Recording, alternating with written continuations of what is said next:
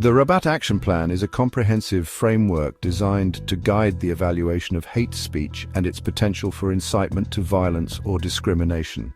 It was developed by the United Nations to address the complex issue of balancing freedom of expression with the need to protect individuals and groups from harmful speech. The plan outlines 6 key criteria that must be considered when assessing whether a statement or piece of content qualifies as incitement under international law.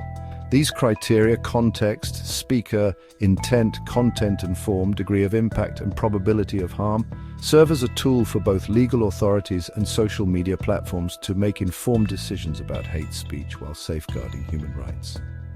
The Rabat Action Plan aims to ensure that hate speech is effectively monitored and curtailed without infringing on the fundamental right to free expression. Recommendations from the Rabat Action Plan. First, the context. In assessing whether a particular statement likely contains a call for discrimination, hostility, or violence against the target group, context is of utmost importance, as it can directly indicate intent and causation. When analyzing speech, it is necessary to take into account the social and political context that prevails at the time of its utterance and dissemination. Secondly, the speaker. It is necessary to consider the position or status of the speaker in society, in particular, the position of the person or organization in relation to the audience to which the speech is addressed. Check one. Third, intent. Article 20 of the ICCPR provides for intent. Negligence or recklessness are not sufficient grounds for qualifying an offence under Article 20 of the ICCPR, as this article applies more to propaganda and incitement than to the mere dissemination or transmission of information. In this regard, the fact that there is a tripartite relationship between the object of speech, the subject of speech, and the audience is important. Fourth, content and form. The content of a speech is one of the key subjects of judicial review and is a critical element of incitement.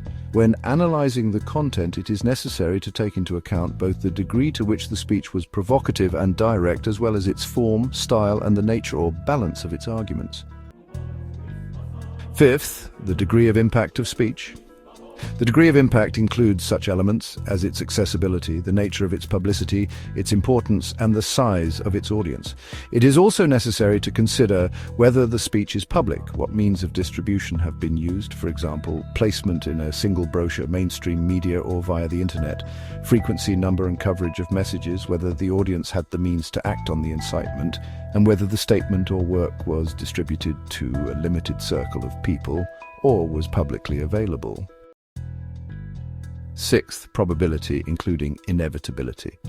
Incitement, by definition, refers to unfinished crimes. The acts promoted through inflammatory speech do not have to be committed for the speech to constitute a crime. However, some degree of risk of harm must be present. This means that the court must establish the fact that there was a possibility that the said speech would lead to actual actions directed against the target group, taking into account that the causal relationship must be direct.